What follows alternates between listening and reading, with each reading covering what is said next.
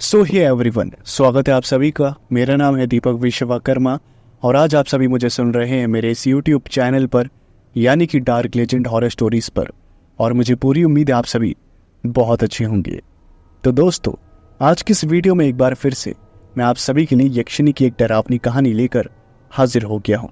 और मुझे पूरी उम्मीद है जैसे आपको पिछली कहानियाँ पसंद आई, आपको ये वाली जो कहानी है वो भी पसंद आएगी। और बाकी मैं कुछ और टॉपिक्स पर भी वीडियोस अपलोड करने वाला हूं, तो चैनल को सब्सक्राइब ज़रूर से कर लेना। और वीडियो का जो लाइक एम है वो है 500 लाइक्स का, उसे भी पूरा कर देना। तो अपने जो हेडफोन्स है उन्हें लगा लीजिए, क्योंकि यक्षिणी की एक डरावनी कहानी शुरू हो रही है।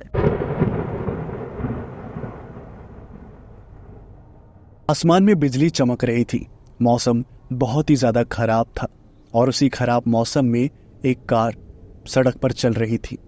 उस कार में बैठे हुए थे हस्बैंड और वाइफ, जिसमें हस्बैंड का नाम था सुजीत और वाइफ का नाम था रागनी।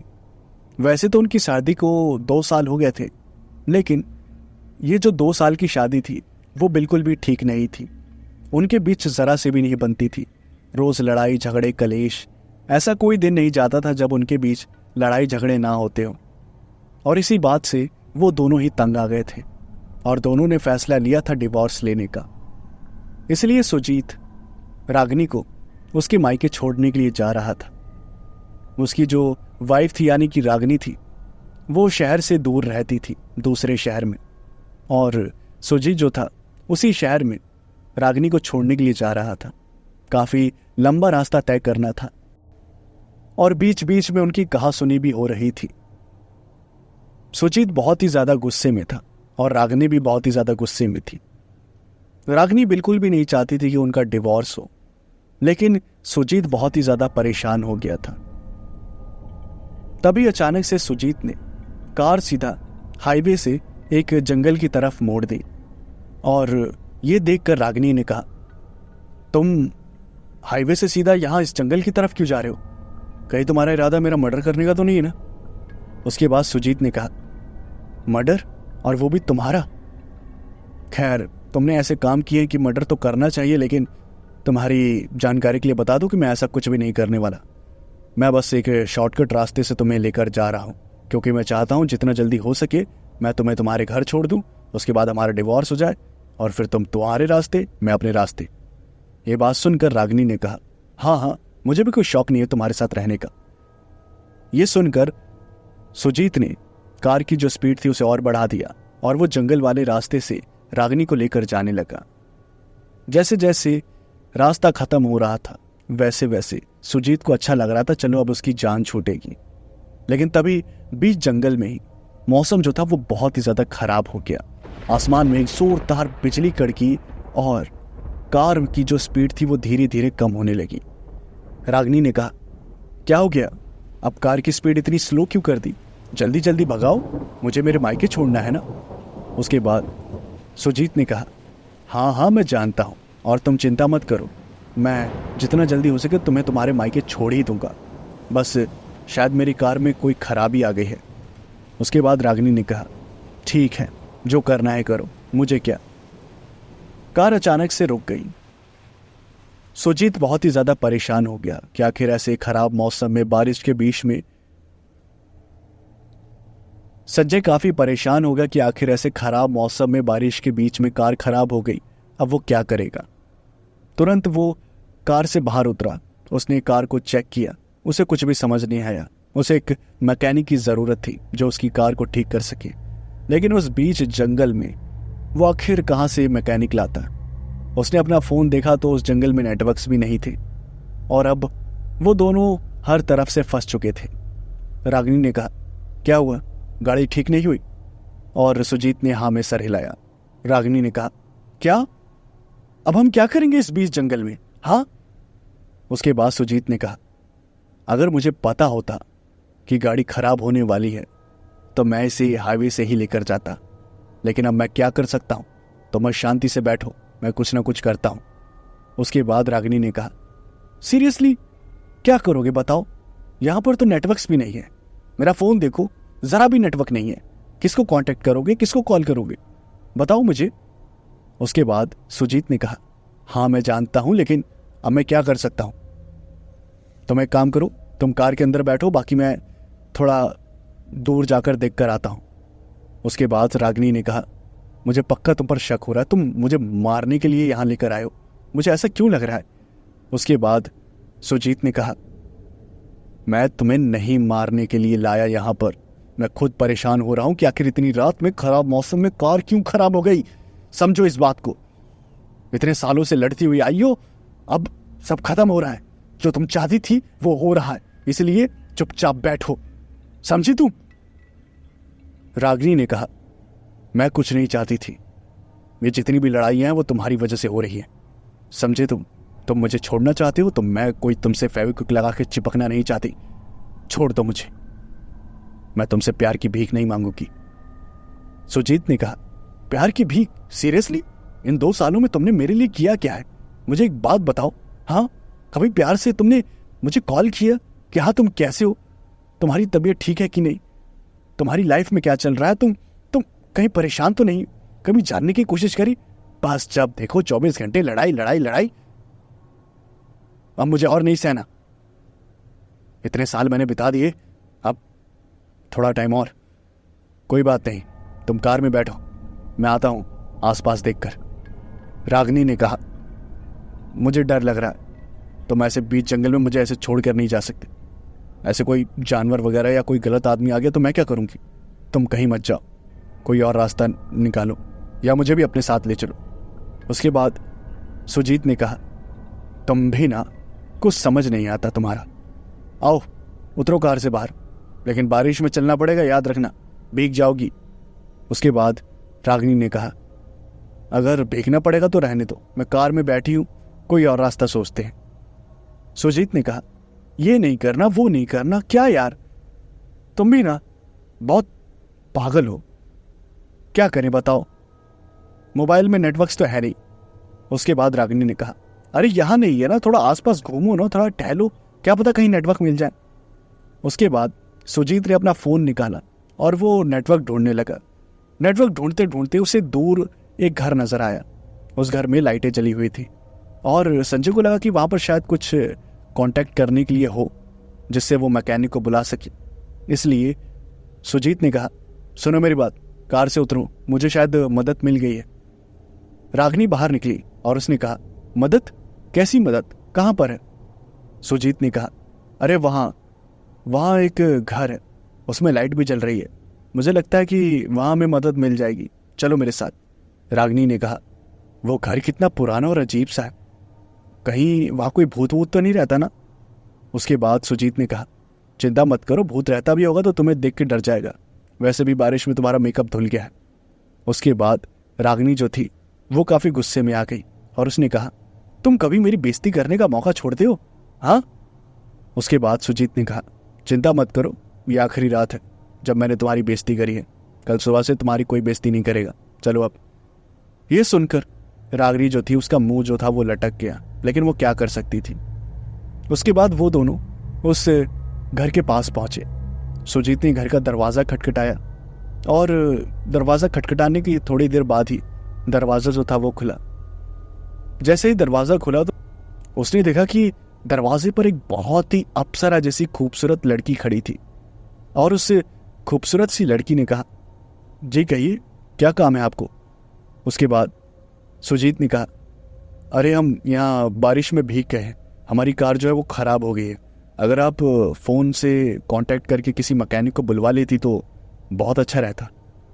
उसके बाद उस लड़की ने कहा, अच्छा ठीक है, रुको मैं मैकेनिक को कॉल करती हूँ, आप लोग अंदर आ जाइए। तो उन्होंने देखा घर जो था वो बहुत ही ज़्यादा सुंदर था, अंदर से हर जगह लाइटें वगैरह सब कुछ अच्छा था, एकदम 5 स्टार होटल जैसा घर था। रागिनी ने कहा, ये इतने महल जैसे घर में रहती है और बताओ इस जंगल में इतना महल जैसा घर अगर शहर में होता तो क्या बात थी। उसके बाद सुजीत ने कहा, तुम चुप रहो, अगर उसने सुन लिया ना तो जो मदद मिल रही है वो भी नहीं मिलेगी, चुपचाप अपना मुंह बंद रखो। उसके बाद रागिनी चुप हो गई। उस लड़की ने फ़ोन निकाला और फ़ोन घुमाकर उसने किसी से बात करी। उसके बाद उसने सुजीत से कहा, आई एम सो सॉरी, लेकिन अभी कोई मैकेनिक नहीं आ पाएगा क्योंकि आप देख रहे हैं मौसम ख़राब है और ख़राब मौसम में कोई मैकेनिक यहाँ नहीं आने वाला, खासकर जंगल में। तो अच्छा यही होगा कि आप एक रात मेरे इस घर में रुक जाएं, सुबह मैकेनिक आ जाएगा और वो गाड़ी रिपेयर कर देगा आपकी, उसके बाद आप चले जाइएगा। जैसे ही ये बात संजय ने सुनी तब उसने रागिनी की तरफ देखा और रागिनी ने कहा, ठीक है, वैसे भी अब हमारे पास क्या रास्ता बचता है। और उस लड़की ने कहा, ये तो बहुत अच्छी बात है, तो चलिए आज का जो डिनर है वो आप हमारे साथ करिए, बाकी वहाँ पर बाथरूम है, अगर आपको चेंज करना है तो आप चेंज कर लीजिए, मैं आपके लिए कुछ कपड़े ले आती हूँ। आपके पास कपड़े तो शायद नहीं होंगे, आप कहीं वैसे काम के लिए जा रहे थे। सुजीत ने कहा, हाँ इसके पास कपड़े हैं, लेकिन उसके लिए कार के पास जाना पड़ेगा, और कार के पास जाऊंगा तो फिर भीग जाऊंगा। उसके बाद उससे खूबसूरत सी लड़की ने कहा, अरे कोई बात नहीं, मेरे पास बहुत कपड़े हैं और मेरे पास आपके लिए भी कपड़ा है।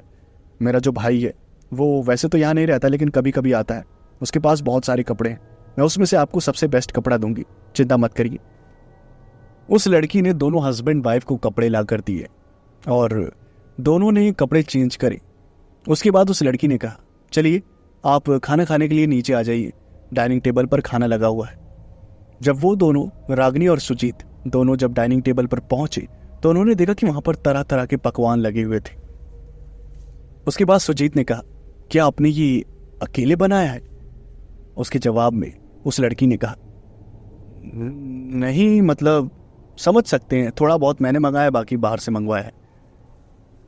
जब ये बात सुजीत और रागिनी ने सुनी तब उसने कहा, आप तो एकदम महारानी की तरह जीती, मतलब इतना आलीशान घर और ये ऐसा खाना राजाओं को ही नसीब होता है। उस लड़की ने हंसते हुए कहा, चलिए कोई बात नहीं, तारीफ के लिए शुक्रिया, लेकिन अब आप खाना शुरू करिए। सुजीत और रागिनी ने पेट भर के खाया और पेट भर खाने के बाद उस लड़की ने कहा, खाना आपको अच्छा लगा? दोनों हस्बैंड एंड वाइफ ने काफ़ी तारीफ करी और उस लड़की ने कहा, चलिए अब आपको मैं रूम दिखा देती हूँ, आप दोनों हस्बैंड वाइफ है ना? जब ये बात उस लड़की ने पूछी तब रागिनी और सुजीत एक दूसरे की तरफ देखने लगे। उन्हें समझ नहीं आ रहा था कि आखिर क्या जवाब दिया जाए, और आखिर में रागिनी ना बोलने ही वाली थी तभी सुजीत ने कहा, हाँ ये मेरी बीवी है। उसके बाद वो जो लड़की थी उसने कहा, फिर तो आप एक ही कमरे में रहेंगे, आपको मैं कमरा दिखा देती हूँ। तभी तो रागिनी को कमरा दिखाकर वो जो लड़की थी वो वहां से चली गई और जो सुजीत था वो बेड पर लेट गया। सुजीत ने कहा, अरे यार एकदम चमत्कार हो गया, इस जंगल में हमें मदद मिल गई, वरना पता नहीं रात भर जंगल में कैसे बिताते, वो भी ऐसी बारिश में। उसके बाद रागिनी ने कहा, हाँ चमत्कार तो हो ही गया, तुम्हारी नज़रों से साफ साफ पता चल रहा था, पता नहीं उस लड़की को कैसी कैसी निगाहों से देख रहे थे। जिसके जवाब में सुजीत ने कहा, क्या तेरा दिमाग खराब है? हाँ, एक तो उसने हमारी मदद करी और तू कह रही कि मैं उसे गलत नजरों से देख रहा हूं? पागल सी, ऐसा कुछ भी नहीं है, समझी? उसके बाद रागिनी ने कहा, मैं भी एक लड़की हूं, कौन कैसी किस निगाहों से देखता है ना, मुझे सब समझ आता है, और जैसे तुम उसे देख रहे थे ना, मुझे सब समझ आ रहा था। खैर मुझे क्या, आज रात की बात है, सो जाती हूँ, सुबह उठना है, अपने घर जाना है, उसके बाद तुम अपने रास्ते में अपने रास्ते, तो कुछ बोल के फायदा नहीं है। उसके बाद रागिनी जो थी वो वहीं बेड पर सो गई और सुजीत जो था वो भी लेटा हुआ था अपना। लेटे लेटे वो सोच रहा था कि आखिर वो क्या करेगा क्या नहीं करेगा। तभी सोचते सोचते उसका मूड जो था वो रोमांटिक हो गया और उसने रागिनी की तरफ देखा। उसने रागिनी की कमर पकड़ी और अपने पास खींचने की कोशिश करी, लेकिन रागिनी ने हाथ मारते हुए कहा, मुझसे दूर रहो, समझे? जाओ उसी लड़की को पकड़ लो, आएगी तुम्हें सब कुछ देने के लिए, मेरे से चिपकने की ज़रूरत नहीं है, बस एक रात की मजबूरी है तभी मैं सो रही, वरना कल से तो भूल जाना कि तुम मेरे साथ कभी सो सकते हो। उसके बाद सुजीत जो था उसने कहा, हाँ मैं कोई मर नहीं रहा हूँ तुम्हारे साथ रोमांस करने के लिए, छोड़ो सो जाओ, मुझे क्या। उसके बाद सुजीत जो था उसने कहा मन ही मन में, यार कह तो सही रही है, वो लड़की कितनी ज़्यादा खूबसूरत है, गोरी गोरी, एक बार एकदम उसे पकड़ने को मिल जाता तो मज़ा आ जाता। ऐसी ही गलत गलत बातें सुजीत के दिमाग में चल रही थी और वो उसी लड़की के बारे में सोचे जा रहा था।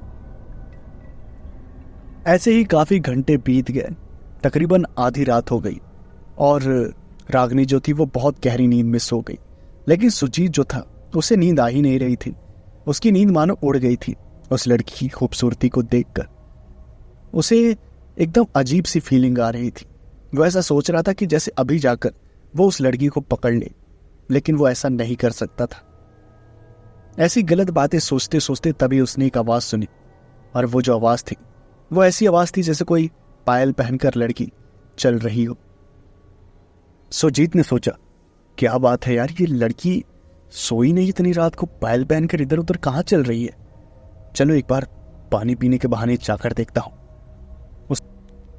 उसके बाद सुजीत जो था वो रूम से बाहर निकला और उसने किचन तो देखा ही हुआ था, तो वो किचन की तरफ जाने लगा। उसके बाद जब वो किचन में पहुंचा तो उसने देखा वो लड़की काफी कम कपड़ों में वहां फ्रिज के पास खड़ी थी और फ्रिज में पानी की बोतल देख रही थी। उसने एक पानी की बोतल निकाली और उसने सुजीत को अपने पास बुलाया। उसने पूछा, क्या हुआ, आप कमरे से बाहर आ गए, आपको किसी चीज़ की कोई ज़रूरत? उसके बाद सुजीत ने कहा, नहीं, वो बस पानी पीना था और कोई बात नहीं थी। उस लड़की ने सुजीत की तरफ पानी की बोतल जो थी वो बढ़ाई और सुजीत ने पानी की बोतल जैसे ही ली तो उससे लड़की का जो हाथ था वो सुजीत को टच कर गया और जैसे सुजीत के पूरे बदन में करंट सा दौड़ गया। सुजीत ने पानी की बोतल ली और उसका हाथ कांपने लगा।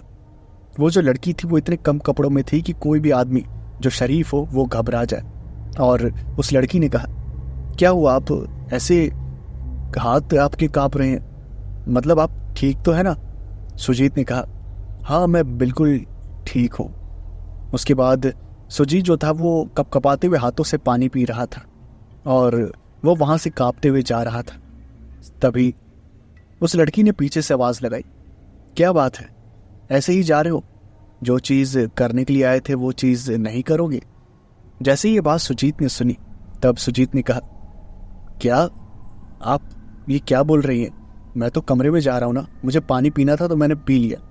ये कहकर सुजीत मुड़ा ही था तभी उस लड़की ने कहा, तुम किसे बेवकूफ़ बना रहे हो? तुम्हें कोई पानी नहीं पीना था, तुम मुझे देखना चाहते थे, है ना? क्योंकि अगर तुम्हें पानी पीना होता ना तो बेड के बगल में जो टेबल है उस पर पानी रखा हुआ था, तुम वहीं से पानी पी लेते, लेकिन तुम फिर भी कमरे से बाहर आए। इसका मतलब क्या है मैं अच्छे से जानती हूँ। जैसे ही ये बात सुजीत ने सुनी तब वो शर्म से पानी पानी हो गया और उसने कहा, नहीं नहीं, ऐसा कुछ भी नहीं है जैसा आप सोच रही हैं, बस मैं पानी पीने के लिए आया था, मैंने देखा नहीं कि मतलब टेबल पर पानी है। सुजीत ये सब बोल रहा था तभी उस लड़की ने अपने सारे कपड़े उतार दिए और उस लड़की को देखकर सुजीत की आंखें एकदम फटी की फटी रह गई। सुजीत एकदम हवस में अंधा सा हो गया और उस लड़की ने इशारा करते हुए सुजीत को अपने पीछे आने के लिए कहा। अब सुजीत के पास दो रास्ते थे, या तो वो रागिनी के कमरे में चला जाए और चुपचाप से सो जाए, या तो उस खूबसूरत अप्सरा जैसी लड़की के पीछे जाकर जो भी उसे करना है वो कर ले। अब सुजीत को समझ नहीं आ रहा था, लेकिन उस लड़की को बिना कपड़ों के देखने के बाद उसकी जो बुद्धि थी उसने काम करना बंद कर दिया और वो उस लड़की के पीछे पीछे जाने लगा। वो लड़की अपने कमरे में चली गई और सुजीत भी उस लड़की के पीछे पीछे कमरे में घुस गया। जब वो लड़की कमरे में पहुंची तो उसने कहा, अब सिर्फ देखते ही रहोगे या कुछ करोगे भी?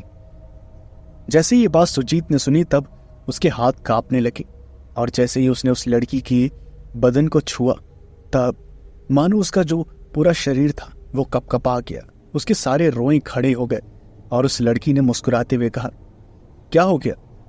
तुम तो बहुत कुछ करने की सोच रहे थे लेकिन तुम्हारे हाथ ही कपकपाने लगे। लगता है तुम्हें कुछ नहीं करना, जाओ तुम, जाओ यहाँ से। जैसे ये बात सुजीत ने सुनी तो वो एकदम हवस में अंधा होकर उस लड़की के शरीर को नोचने लगा और उस लड़की को भी काफी मजा आ रहा था। धीरे धीरे सुजीत ने अपने सारे कपड़े उतार दिए और वो दोनों हम बिस्तर होने लगे। वहीं दूसरी तरफ बेचारी रागिनी कमरे में चुपचाप सोई हुई थी और उसने सोचा कि उसने सुजीत से कुछ ज्यादा ही बुरी तरीके से बात कर ली उसे ऐसा नहीं करना चाहिए था। जैसा भी है वो उसका पति है और उसने सुजीत को प्यार करने के लिए उसकी तरफ हाथ बढ़ाया तो उसने देखा कि सुजीत बेड पर था ही नहीं। उसने सुजीत को 2-3 बार आवाज लगाई लेकिन बदले में कोई जवाब नहीं आया और उसने उसके बाद अपना फोन निकाला तो उसमें नेटवर्क्स थे नहीं। वो उठी और कमरे से बाहर निकली ये देखने के लिए कि आखिर सुजीत कहाँ पर है और तभी उसने उस लड़की के कमरे से कुछ आवाजें आती हुई सुनी और ये सब देखकर उसके पैरों तले जमीन खिसक गई। वो बहुत ही ज्यादा घबरा गई कि ये वही सब तो नहीं हो रहा जो वो सोच रही है। तभी वो भागती हुई कमरे के पास गई तो उसने देखा कि दरवाजा जो था वो थोड़ा बहुत खुला हुआ। रागिनी ने उससे दरवाजे के बीच जो जगह थी उसमें झांक कर देखा तो उसकी मानो दुनिया ही उजड़ गई।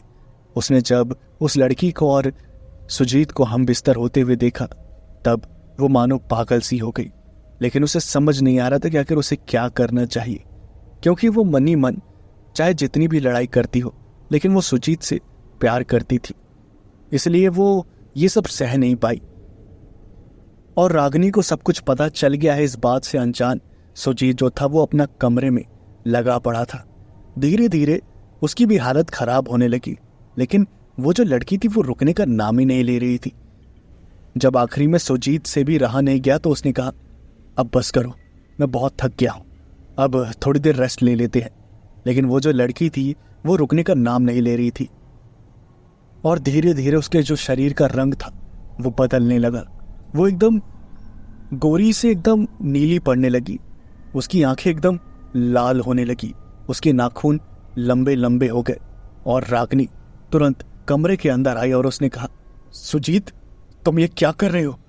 और जैसे ही सुजीत ने रागिनी को देखा तब मानो उसके हाथ पैर मानो जम से गए।